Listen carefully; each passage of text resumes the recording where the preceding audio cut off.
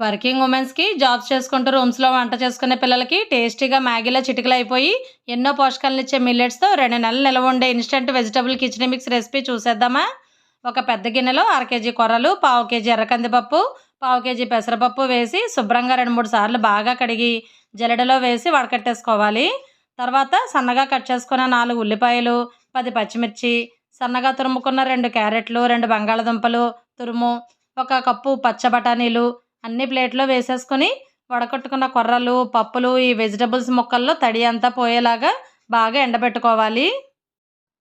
తర్వాత స్టవ్ వెలిగించి పెద్ద బండిలో 2 స్పూన్ల నెయ్యి, 2 స్పూన్ల ఆయిల్ వేసి, తాలింపుకి 2 స్పూన్ల జీలకర్ర, అర స్పూన్ ఇంగువ వేసి వేగిన తర్వాత ఎండబెట్టుకున్న వెజిటబుల్స్ అన్నీ వేసేసి, అందులో ఉండే తడి మొత్తం పోయేలాగా ఇలా ఎర్రగా వేయించుకోవాలి. తర్వాత ఎండబెట్టుకున్న కొర్రలు, పప్పులు కూడా వేసేసి, ఒక పావు కేజీ ఎర్ర గోధుమ నూక కూడా వేసి, సన్నని మంట పైన కలుపుతూ వేయించుకోవాలి.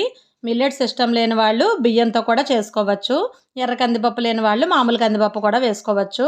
ఇవన్నీ సన్నని మంట పైన ఒక 10 నిమిషాల సేపు వేయించాక, ఒక స్పూన్ వాము, ఒక స్పూన్ మిరియాల పొడి, 3 స్పూన్లు సాల్టు, 2 స్పూన్ల మామిడికాయ పొడి వేసి బాగా కలుపుకోవాలి. మామిడికాయ పొడి లేకపోతే తినే ముందు నిమ్మరసం పిండుకోవచ్చు. తర్వాత స్టవ్ ఆపేసి ఒక స్పూన్ కారం, అర స్పూన్ పసుపు, 2 స్పూన్ల సాంబార్ పొడి వేసేసి బాగా కలిపేయాలి. చల్లారిన తర్వాత ఇలా జిప్లాక్ కవర్లో కానీ, ఎయిర్ టైట్ కంటైనర్లో కానీ పెట్టేస్తే ఫ్రిడ్జ్లో పెట్టకపోయినా సరే 2, 3 నెలలు నిల్వ ఉంటుంది. టిఫిను, లంచు ఎప్పుడైనా వండుకునే టైం లేనప్పుడు సింపుల్‌గా ఈ ఇన్‌స్టంట్ మిక్స్‌ని ఒక కప్పు కుక్కర్‌లో వేసుకొని 3:30 కప్పులు నీళ్లు పోసి 4, 5 విజిల్స్ రానిస్తే చాలు. Tasty and healthy khichdi ready అయిపోతుంది. వండుకోవడానికి టైం ఉంది అనుకుంటే ఇందులోనే ఏదో ఒక ఆకుకూర, సొరకాయ, బెండకాయ, టమాటాలు లాంటివి వేసుకుంటే కూడా చాలా టేస్టీగా ఉంటుంది ఈ కిచిడీ.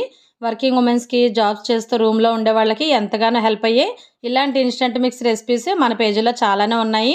నా ఇన్‌స్టాగ్రామ్ ప్రొఫైల్‌లో స్టోరీ హైలైట్స్‌లో ఉంటాయి ఇన్‌స్టంట్ రెసిపీస్ అనే ఫోల్డర్‌లో. ఆ వీడియోస్ అన్నిటిని కూడా చూడొచ్చు.